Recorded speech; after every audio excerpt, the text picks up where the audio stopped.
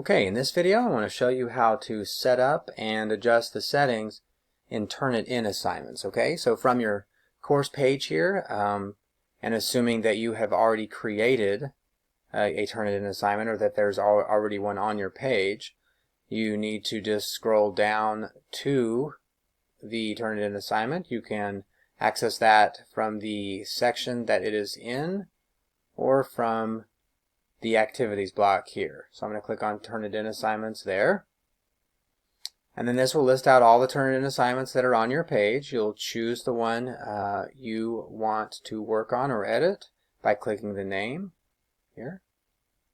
Okay, and then on the submission inbox page here, over here on the cogwheel, the actions menu, click edit settings.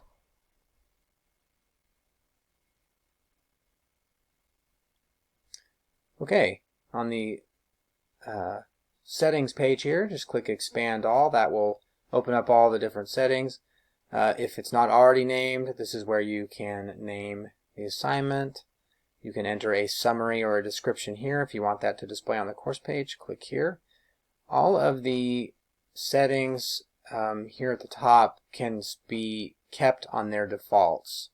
You just need to go down and concern yourself with assignment part 1 settings. So the start date, the due date, and the post date. The start date is of course the date from which a student can submit. Students will also not be able to see the Turnitin assignment until the start date in the gradebook. The due date is of course the date the assignment is due. Students will not be able to submit after the due date. The post date is the date after which or at which students will be able to see the professor's feedback and or the grade. So some space, at least the due date and the post date need to at least be the same date. They cannot be, the post date cannot be before the due date for obvious reasons. And whatever space is left between these dates is the amount of time theoretically that the professor would have to go through the assignments and grade them, making comments, etc.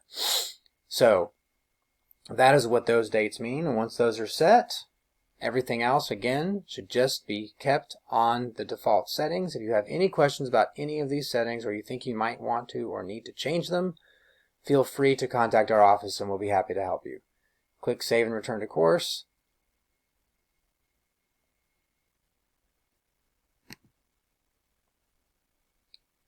And you're all set. One more thing I want to show you. This website here, help.turnitin.com. Turnitin has really well done online resources and assistance. So you might be worth looking at this page as well if you have any further questions about Turnitin.